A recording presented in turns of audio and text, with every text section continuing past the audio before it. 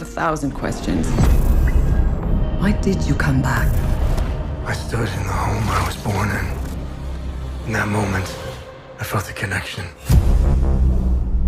What happened here? Madness and hatred and lots of it. Impossible. You must continue. We've begun to uncover.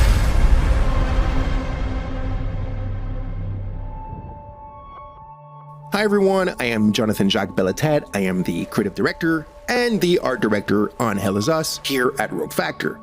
So today I'm super excited because we're going to show you some brand new gameplay, some new sequences, and some new tidbits from the game that we've never shown before. Hell Is Us is a third-person action-adventure game that blends the old-school thrill of exploration and discovery with a deeply satisfying melee combat system. You're going to wield a lot of different weapons, master various skills, and strategically use your drone's abilities to gain the upper hand in battle. But combat is only 50% of the experience. The other half of the game is all about the exploration, the discovery, the joy that's related to them, and how they play a central role in your journey. Do you know where the village of Jova is located? It's in Akasa Marshes. It's quite a ways from here. So you play as Rémi, and you're returning to the country you were born in, the country is called Hadia, and search for answers, but only to find that the land is torn apart by a vicious civil war. With only a few pieces of information to start with, so you'll have to investigate to uncover the truth about your past and figure out where to go next. But unlike traditional games, Hell Is Us doesn't rely on quest markers or a guided path. There's no magical compass pointing you in the right direction, and there's no quest journal with, the shopping list of everything that you need to do and in which order. But instead, our player plattering approach encourages you to follow your own instincts, discover clues organically, and chart your own course through the adventure. In this sequence, we just arrive at a village called Jova. This is the village where Rémi was born. He remembers that. He also remembers one more clue, which is his father was the blacksmith of Jova. So these are kind of like the earliest clues that you have in the game in order to decide what to do, where to go, who to talk to, and how to chart your own path into trying to find your parents.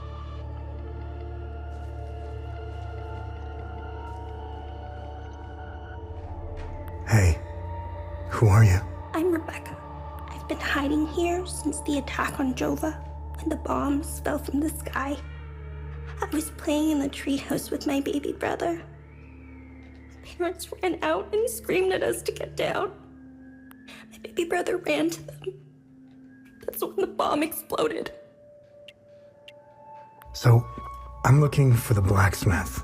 Do you know where he is? I don't know him very well. I think he doesn't like kids much. I saw some villagers leaving with the ON peacekeepers on their white trucks. Maybe he went with them. Hey, did you see where the white trucks went? I watched the white trucks drive away. They took the road that turns behind the hill with the ancient monuments. We can see them from here.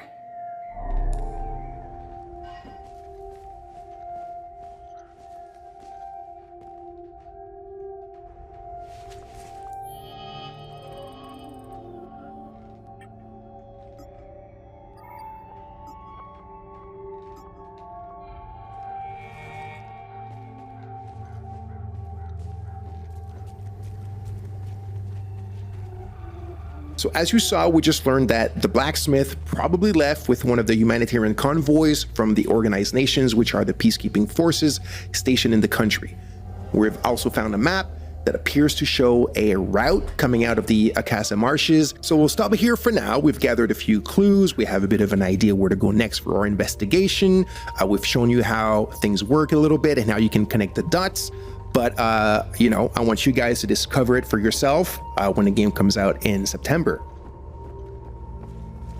In this section, we're stepping away from the main investigation to explore the many hidden secrets and side investigations scattered throughout Hadia. You can complete the game without ever uncovering them. But if you're curious and observant, you might just stumble upon some incredible discoveries. Our core philosophy is simple. If your instinct tells you there's something to do, then there probably is. The footage you're seeing now showcases just a few of the many secrets woven into Hell Is Us. These are playful examples of how the game handles secondary investigations, but they perfectly illustrate our approach. I'm only permitted to play Sabinian classics, I'm afraid. Unfortunately, I only happen to know one of their dreadful compositions. There are countless mysteries waiting to be uncovered. If you trust your instincts, you'll find yourself solving some truly fascinating mysteries along the way.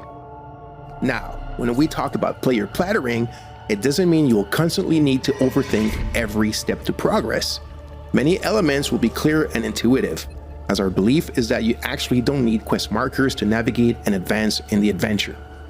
That being said, for those who love a challenge, some of these deeper secrets will require keen observation and deduction to be uncovered. Good luck.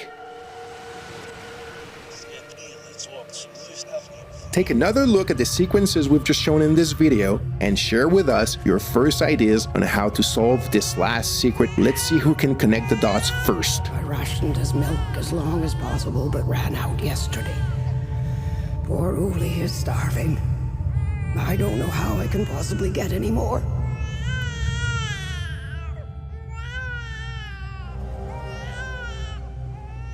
Thank you all so much for tuning in.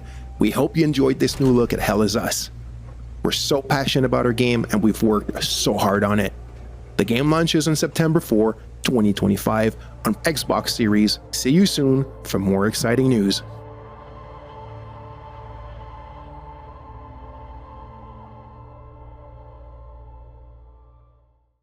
All right, so let's start with the basics. So Hell Is Us is set to be released in 2025.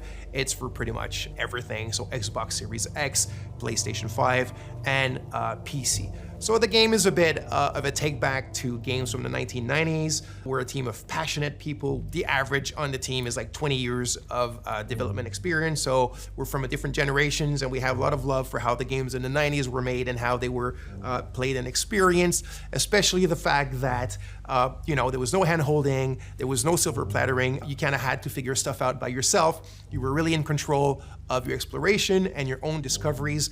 And this is what we're trying to do in Hell Is Us. Obviously with modern flair and kind of like modern knowledge of game design and whatnot, but very much put you back in the driver's seat of your experience and of your exploration, and then the result and the joy of your discoveries. So Hell Is Us takes place in a country called Hadia. Hadia is in the grips of a vicious civil war. You play the role of Rémi. Rémi is actually from Hadia. He was born there, but his mom smuggled him out at the age of 5, like it sometimes happens in those countries. And what I mean by that is Hadia is a hermit state, is a turtle state. It's completely closed off on itself. Nobody goes out, nobody comes in. And that's why Rémi's mom decided to smuggle him out so he can have a better life. He grew up in the foster home system, or the foster system in Canada. He's always wanted to come back to Hadia. He wants to find his parents again. He wants to kind of like confront them. He's got a lot of questions for them. He understands why they abandoned him, but yet, abandonment is pretty much the biggest trauma that a child can have. And there's like a loop that hasn't been closed properly for him towards this situation and his parents. When the game starts, Rémi has finally been able to infiltrate Hadia during the brutal civil war that I was talking about. Rémi is a ON peacekeeper. He quit his post, he went AWOL, infiltrated the country, and this is where the game starts. Rémi remembers 2 things, and that means the players remember 2 things. It's that his village of birth was called Jova, and his father was the blacksmith of Jova. Those are the only clues you begin the game with, and these are the only clues that Rémi also know. So equipped with this knowledge, with these clues, you begin the game and you try to find your way to Jova. You must be lost to wander around Sinedra Forest. I'm afraid I have very little to offer. A group of strange-looking soldiers arrived here last night in an APC. And perhaps you can ask them for help. It's not the first time I've seen them. They always seem to be snooping around here for something. They parked their APC just beyond the woods, to the north. Once in the woods, follow the wind chimes. They will lead the way through. The gate to enter the woods is locked. Here, take this key to unlock it.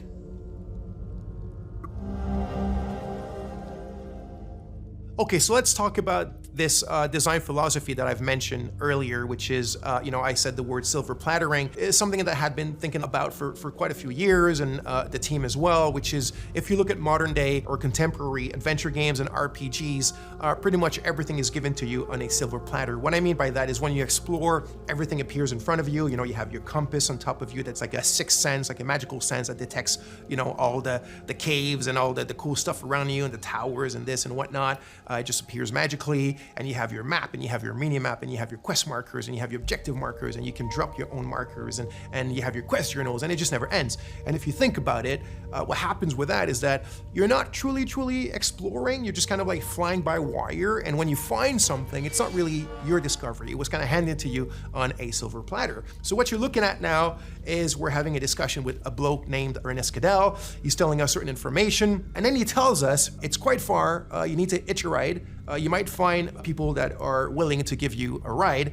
It's up to the north of my house, so you're gonna have to use your compass, but your real compass, right, with the coordinates on it, north, south, east, west, blah, blah, blah, and follow that. And he tells you that in the Lost Woods, in order to find your way out, just follow the wind chimes. He says, I've attached them there for my kids when they were young because they kept on getting lost in those bloody woods. And then he tells you, follow the sound of the wind chimes and you'll find your way on the other side of the woods. That's how we do it. It's very organic, it's very realistic. Someone in real life could have told you the exact same thing. So the environments, the visuals of the game are not just there to illustrate, they're there to communicate. So you need to play the game, you need to open your eyes, you need to open your ears to what NPCs tell you, and you'll find your way, and you'll discover things, and you will truly own your discoveries and the great joy that comes with that.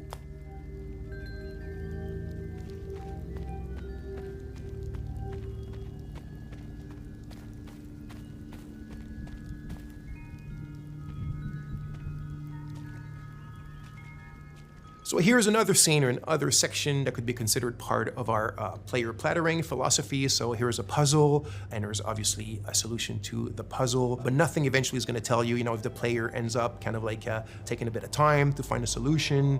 There's not going to be any artificial kind of ways that are going to help him or tell him what to do.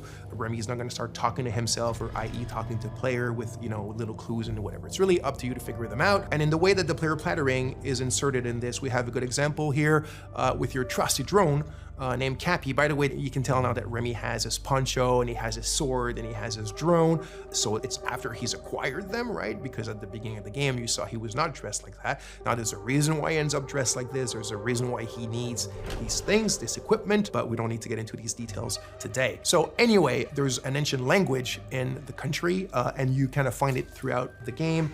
And the drone has a software, one of his many softwares, and this specific one can translate the ancient language. So this puzzle, the way that it works, you need to kind of like explore and observe your environment around this specific puzzle in order to find the clues on how to solve it. You need the drone, your trusty Cappy, his name is Cappy, also there's something behind that of course, and you translate those old texts. It gives you little passages of a poem or a psalm or something like that, and through what they tell you and the order in which they seem to have to be pieced back together, you find your clues on what this puzzle does and how to solve it. So again, the players are kind of like just led to their own devices, but things are there, the answers are there, and you have to explore. And again, I repeat it, you have to open your eyes and open your ears, and you'll figure it out.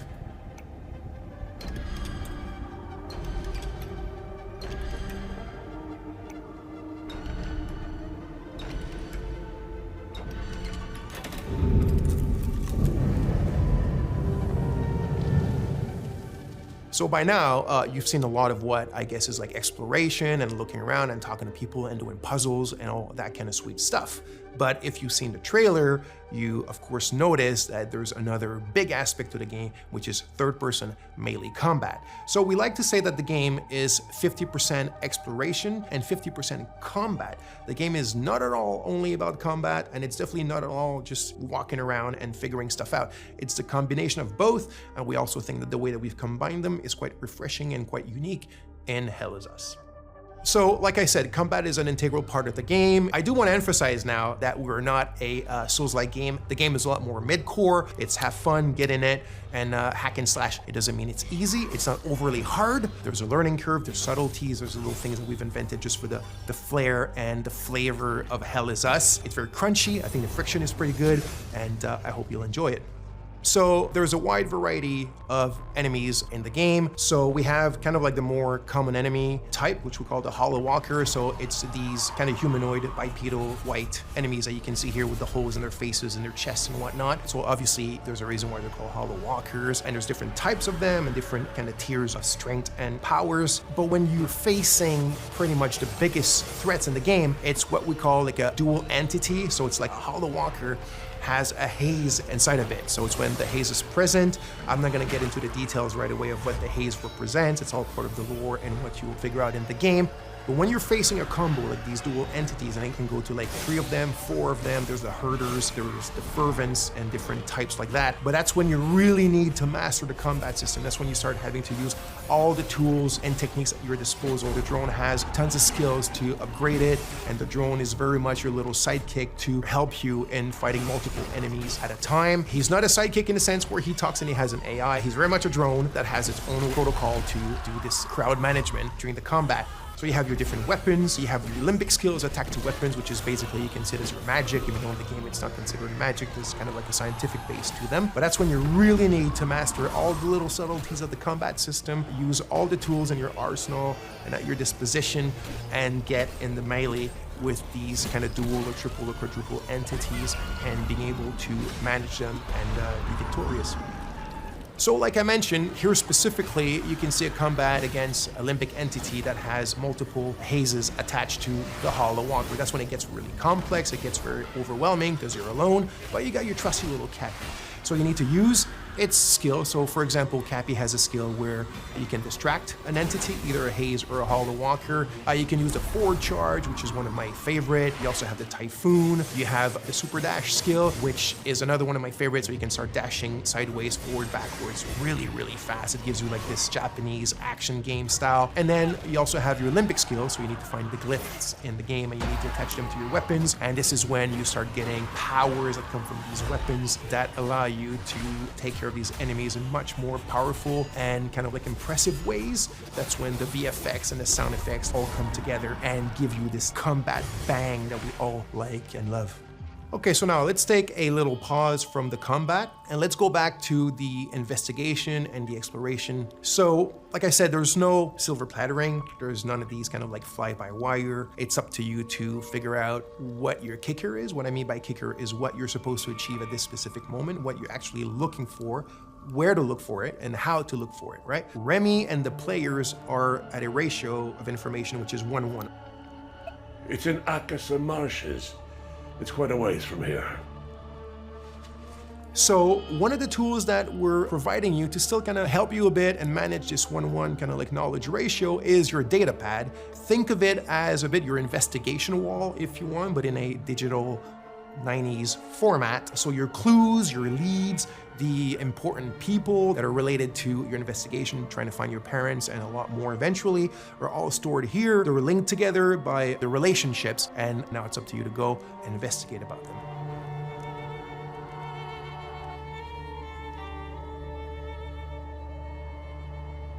So as you can see here, some of the areas can be quite wide opened. This one here called the Casa Marshes is one of the bigger ones, and as I spoke quite a bit already, the game doesn't hold your hand or doesn't really tell you where to go. So out of your main leads or clues or ideas that you have in your head of what you're supposed to do or where you're supposed to go at any given moment, you will also be attracted by a lot of points of interest or just little things in the environment that pique your curiosity. And as you walk towards them or explore, that's when you'll start also making a ton of like peripheral or side discoveries on your own, things that you cannot solve right away, or things that you might think that there is a thing to be done with it when there's none, and it's all part of the fun stuff and the kind of like experience that we're providing in the game. So as you can see here, there's a tree with people that have been hung. Like I said, this takes place during a very vicious civil war between two different ethnicities in the countries that are still basically the exact same people. And you found this tree. It's actually not part of the Golden Path or not part of something tremendously important in the game,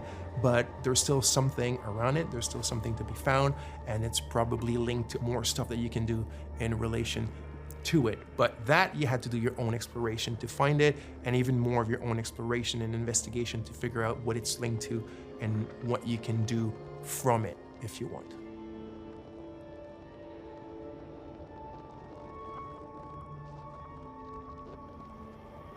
So here we are in a dungeon in the game. So yes, the game has dungeons. This was really important to us. Like I said at the beginning, there's a bit of a love letter to games from the 90s, but one of the challenges was the game takes place in a contemporary setting. The game takes place in 1993, and yet we still wanted dungeons in the game, and I didn't want the dungeons to take place in an abandoned metro station or, you know, in an abandoned factory because it's the modern era. I still wanted the dungeons to be very ancient things. And this brings us to another really important aspect of the game, or one of the very important themes of the game, which is history, historicity, deep history. So history that goes even before history. So there's a lot of mysteries and a lot of lore, and the origin of what's going on in the country and the link to the Civil War is all tied to that deep history and also what has happened since. I won't get into too much details because that will be part of another video for you guys, but you can see a bit of it here, and it shows you the varied palettes and moods and atmospheres that we have in the game, which also I think is something quite interesting and unique that we're doing in Hell Is Us.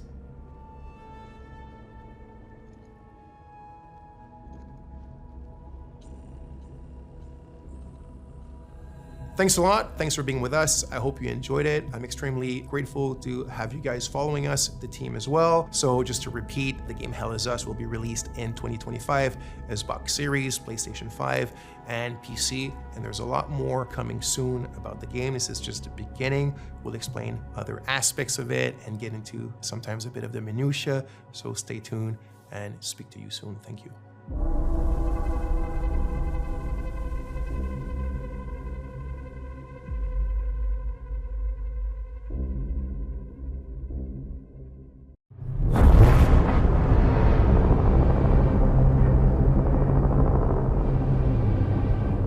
When the fury of emotions sparks the wildfire of violence, it dissolves our illusions and exposes the fragile structure of reality. I have 1,000 questions. Why did you come back? I stood in the home I was born in. In that moment, I felt a connection. Epsilon 11, sound off. Where are my men? They're gone. Choose your next move wisely.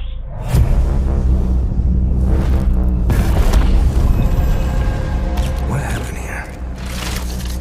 Madness and hatred and lots of it. Impossible. It's you.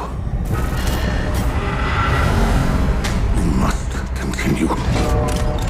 We've begun to uncover.